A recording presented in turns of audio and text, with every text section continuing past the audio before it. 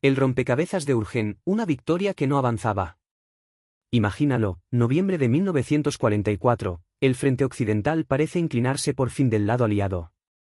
París ya cayó, los alemanes retroceden, y en los mapas de los cuarteles generales hay una palabra que se repite como promesa, Rhin. Pero entonces ocurrió algo aún más extraño, en vez de rodear un bosque oscuro y sin gloria, decenas de miles de soldados estadounidenses fueron empujados hacia adentro, árbol por árbol, loma por loma, mina por mina. Y la pregunta que aún incomoda es simple y brutal: ¿por qué se eligió pelear en el bosque de Urgen, una batalla que devoraba hombres sin regalar terreno? El verdadero costo de esta decisión fue terrible, y lo más inquietante es que durante semanas pareció no importar. La batalla de Urgen no tiene el brillo de Normandía ni el clímax heroico de Bastogne. Es una historia de barro, pinos, niebla y camillas que no regresan. El rompecabezas central es fue una necesidad estratégica real, proteger el flanco y controlar presas, o una cadena de supuestos, rivalidades de mando y errores de inteligencia que se volvió inercia. En un documental, aquí engancharías al público con una imagen, un soldado mirando el bosque, sabiendo que la línea de salida es también una trampa. Y lanzarías la promesa narrativa: cuando entendamos Urgen, entenderemos cómo un ejército ganador puede quedar atrapado por su propia lógica. Participación del público. Antes de seguir, si tú fueras comandante, ¿rodeas el bosque o lo atraviesas? Quédate, porque la respuesta no es tan obvia como parece. Otoño de 1944, velocidad, combustible y presión política. Tras el éxito en Normandía y la ruptura en Francia, el avance aliado se aceleró, y entonces chocó con su enemigo invisible, la logística. Las columnas de Patton y Hayes no se detenían por falta de valentía, sino por falta de gasolina, munición y camiones. El famoso Red Bull Express hacía milagros, pero la distancia desde las playas y puertos saturados crecía cada día. Amberes había sido capturada, sí, pero su acceso, el estuario del Escalda, seguía en manos alemanas durante semanas, lo que limitaba el flujo real de suministros. En ese contexto, el primer ejército estadounidense, Hayes, se acercaba a la frontera alemana, a la región de Aquisgrán y los bosques al sur. Allí, el terreno cambiaba, colinas, barrancos, caminos estrechos. Un lugar perfecto para que una fuerza en retirada se convierta, de pronto, en una fuerza que retrasa. Además, sobre el mapa había objetivos tentadores: penetrar hacia el Rin, acercarse a Colonia y Bonn, y no perder el momento antes del invierno. El cuartel general tenía un reloj imaginario: cada día que pasaba, Alemania podía reorganizarse, traer reemplazos, y convertir la frontera occidental en una pared de acero. Gancho de ritmo, el frente pedía velocidad. El terreno imponía lentitud. Y en medio, un bosque que prometía seguridad, pero cobraba intereses en sangre. Los actores, Hayes, Bradley, Eisenhower y un enemigo que reaprende a defender. En Urgen no hubo un solo villano ni un solo héroe. Hubo decisiones encadenadas. El primer ejército, Hayes, operaba bajo el grupo de ejércitos 12 de Bradley, dentro del marco estratégico de Eisenhower, que defendía un avance amplio para mantener cohesionada la coalición y evitar apuestas excesivamente arriesgadas. Ese enfoque tenía sentido político y militar: repartir recursos, mantener presión en varios puntos, impedir que los alemanes concentraran reservas contra un solo golpe. Pero en el nivel operativo, los comandantes de cuerpo y división lidiaban con un dilema inmediato: si avanzaban hacia el norte en dirección a Aquisgrán y el Ruhr, ¿qué pasaba con el flanco sur, pegado a un bosque que podía ocultar contraataques? Y si lo aseguraban, ¿cómo evitar que ese asegurar se convirtiera en un pantano táctico?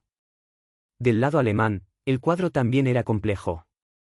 Tras los golpes de verano, la Wehrmacht estaba agotada, pero aún sabía hacer una cosa: defender terreno difícil con economía de fuerzas.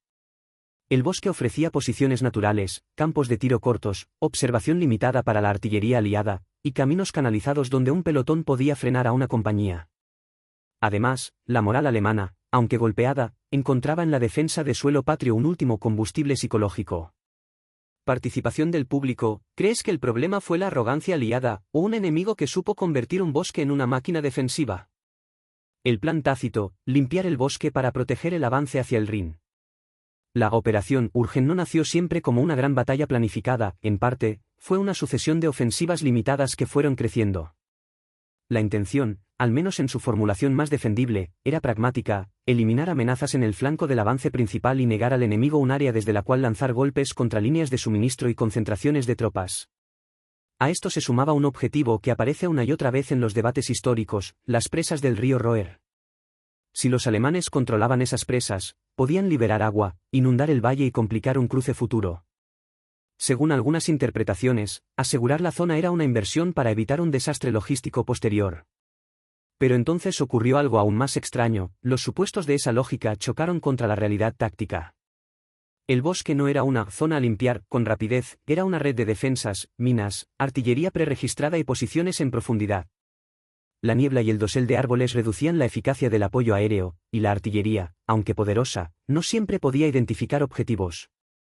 Los caminos se volvieron objetivos en sí, controlar un cruce, una loma, una aldea, costaba desproporcionadamente caro. Ritmo documental, aquí conviene alternar mapas con testimonios y un contador de días. Día 3, aún no se rompe la línea. Día 10, el avance se mide en cientos de metros. Día 20, las unidades se desgastan y se reemplazan, para repetir el ciclo. El punto de decisión, cuando asegurar el flanco se convierte en obsesión. El giro decisivo fue menos una orden única y más una persistencia, continuar ataques dentro del bosque pese a señales crecientes de que el costo superaba el beneficio inmediato. ¿Por qué? Varias fuerzas empujaban en la misma dirección. Primero, el miedo operacional, dejar el bosque atrás sonaba a invitar a infiltraciones y golpes sobre carreteras críticas. Segundo, la presión del calendario, el alto mando quería mantener contacto y no dar respiro. Tercero, un patrón humano clásico, cuando ya has pagado un precio alto por un objetivo, es más difícil admitir que quizá el objetivo era secundario. Es el tipo de lógica que no se escribe en una orden, pero se siente en cada reunión de Estado Mayor, ya estamos aquí, hay que terminarlo. Además, la comunicación imperfecta amplificó errores. Las estimaciones sobre la fuerza alemana en el bosque no siempre reflejaron su capacidad real de defensa. Y la rotación de unidades, divisiones enviadas a un sector para terminar la tarea, provocó que muchas entraran sin un aprendizaje acumulado, nuevos oficiales, nuevas compañías, mismo bosque. Un documento que aún se está discutiendo en la historiografía es cuánto pesaron realmente las presas del Roer en la prioridad del ataque, y cuánto fue una justificación posterior que ordenó el caos. Participación del público, pausa, ¿esto suena a necesidad militar, o a trampa de compromiso? Quédate para ver el momento en que el bosque empieza a consumir unidades enteras. Consecuencias inmediatas, avances mínimos, desgaste máximo, mando bajo presión. En el terreno, el resultado se sintió como una guerra distinta. Los avances eran cortos, la orientación fallaba, las radios se cortaban, y el enemigo, casi invisible, castigaba cada cruce de camino. La artillería alemana, con observadores bien situados, podía convertir claros y senderos en embudos mortales. Los campos minados no solo mataban, detenían, canalizaban, obligaban a concentrarse, y entonces la artillería hacía el resto. El bosque convertía la superioridad material aliada en algo más torpe. El mando respondió de formas previsibles, más fuego, más hombres, más intentos. Pero en Urgen eso no garantizaba ruptura, a veces solo garantizaba más bajas. Las unidades se agotaban física y psicológicamente, frío, humedad, evacuaciones difíciles. Cada relevo llegaba con la esperanza de que esta vez sí, y terminaba atrapado en el mismo patrón. Y arriba, la presión aumentaba. Si el bosque no se limpiaba, el flanco parecía inseguro. Si se intentaba limpiarlo, el avance hacia objetivos mayores se debilitaba por desgaste. Era una paradoja, Urgen se volvió una batalla que no solo se peleaba en el bosque, sino en los escritorios, entre necesidad percibida y costos reales. Frase memorable, en Urgen, el enemigo no era solo Alemania, era el terreno haciendo de aliado del defensor. El costo, bajas, tiempo, moral y la factura estratégica. Hablar del costo de Urgen es hablar de números, pero también de oportunidades. Las pérdidas estadounidenses fueron altas, los historiadores varían en cifras exactas según periodización y áreas incluidas, y el desgaste afectó a unidades que luego harían falta en otros momentos. Más allá de muertos y heridos, hubo un costo menos visible, la degradación del poder ofensivo. Una división puede seguir existiendo, en papel y, sin embargo, perder su cohesión, su experiencia, su confianza. El tiempo también fue un enemigo. Semanas consumidas en el bosque significaban semanas en que Alemania podía reforzar otros sectores, reorganizar unidades, y, críticamente, planear. Aunque la gran ofensiva de las Ardenas tuvo múltiples causas y objetivos alemanes, el estado de las fuerzas aliadas antes de diciembre de 1944 importó. Una interpretación es que el desgaste en sectores como Urgen contribuyó a un frente menos flexible. No es la única explicación, pero es parte del cuadro. En política de coalición, cada estancamiento alimentaba discusiones sobre estrategia, frente amplio o golpe decisivo. ¿Prioridad al norte, al sur, al centro? Urgen no fue solo una batalla, fue munición para debates internos.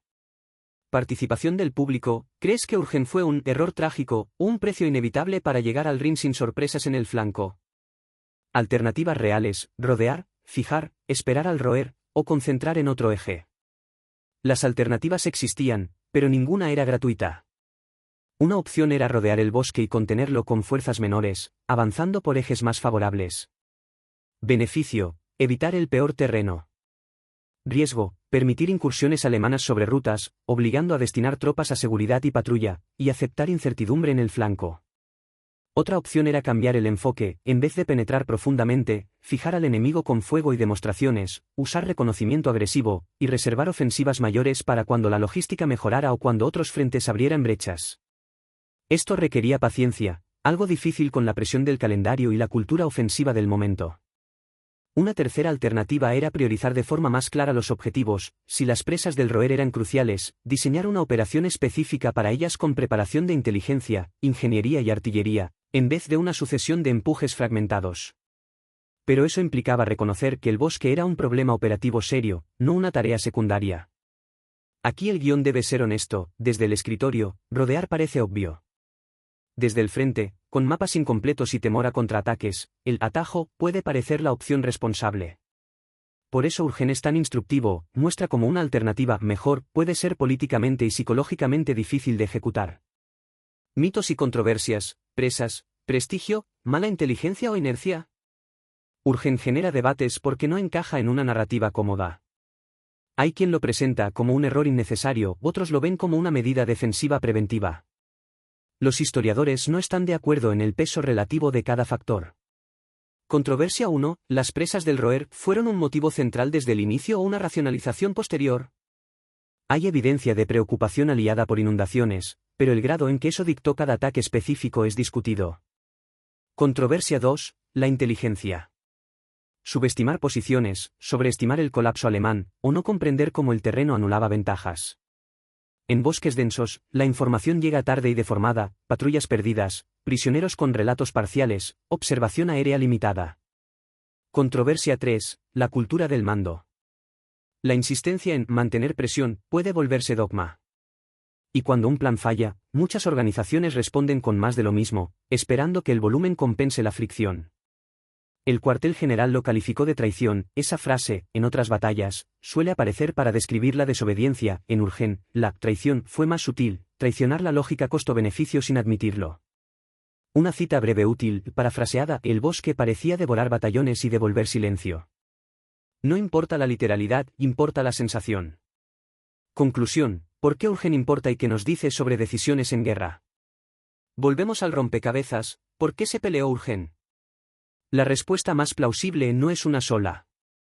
Fue una combinación de necesidad percibida de asegurar flancos, preocupación por las presas y el roer, presión por mantener el impulso, y un enemigo que supo explotar el terreno. Y sobre todo, fue una lección sobre cómo una ofensiva puede convertirse en rutina, un poco más, cada día hasta que el objetivo deja de justificar el costo, pero detenerse se siente políticamente imposible. Urgen importa porque rompe el mito de que la victoria siempre se construye con decisiones brillantes. A veces se construye con decisiones discutibles que nadie corrige a tiempo. El verdadero costo de esta decisión fue terrible no solo en vidas, sino en energía operacional, tiempo y claridad estratégica. Y sin embargo, no fue una locura irracional, fue la suma de racionalidades parciales que, juntas, producen tragedia. Cierre con gancho final al público: si hubieras estado en el puesto de mando, con un flanco expuesto y el invierno encima, ¿habrías ordenado rodear el bosque o habrías enviado otra división? Escríbelo, porque en esa respuesta está la diferencia entre estrategia y obstinación.